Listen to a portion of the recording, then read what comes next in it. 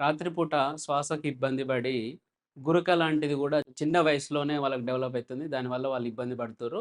నిద్రపోవట్లేదు sir అని ఎక్కువ మంది మనకు కంప్లెయింట్ చేస్తారు. ముక్కులు మరియు నోరు కలిసే చోట మనకు చిన్న గ్లాండ్స్ అనేవి ఉంటాయి. ఇవి ఇమ్యూనిటీకి సంబంధించిన గ్లాండ్స్.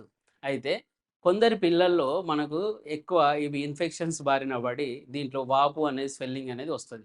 దాని ద్వారా మనకు శ్వాసకు పీల్చుకునే ఏదైతే ఎయిర్‌వే అయితే ఉందో దానికి ఇబ్బంది రావడం వల్ల పిల్లలకు శ్వాస తీసుకోవడం, తద్వారా నోటితోటి శ్వాస పీల్చుకోవడం వల్ల గురకనేది ఏర్పడతది.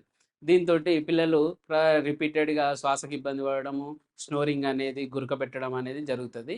రిపీటెడ్‌గా దీనికి ఇన్ఫెక్షన్ రావడం వల్ల పిల్లలనేది ఇబ్బంది పడుతుంటది. కాబట్టి దీనికి ప్రధానంగా బయట ఎక్కువ మంది సజెస్ట్ చేసేది సర్జరీ చేయించుకుంటే బావుంటది, సర్జరీ చేసుకుంటే బావుంటది అని. కానీ సర్జరీ చేయించుకున్న మళ్ళీ రిపీటెడ్‌గా వచ్చే ఛాన్సెస్ ఉంటది కాబట్టి అడినాయిడ్స్‌లో కంపల్సరీ హోమియోపతిలో ఎలాంటి సైడ్ ఎఫెక్ట్స్ లేకుండా మనము అడినాయిడ్స్ సర్జరీ లేకుండా ఖచ్చితమైన మందులతోటే ఇప్పుడు బాబు ఏమి ఇబ్బంది పడుతుండు, ఎలాంటి లక్షణాలు మనకు డెవలప్ అయితున్నాయి, దాని ద్వారా పేషెంట్ ఇంకేమి ఇబ్బంది పడుతున్నాడనేది పర్టిక్యులర్‌గా మనం స్టడీ చేసుకొని గనక ట్రీట్మెంట్ ఇవ్వగలిగితే అడినాయిడ్స్ అనేది హోమియోపతిలో ఖచ్చితమైన ట్రీట్మెంట్ తోటి మళ్ళీ రిపీటెడ్ రాకుండా పిల్లలకు ఎలాంటి ఇబ్బంది రాకుండా మనం చేసుకోవచ్చు.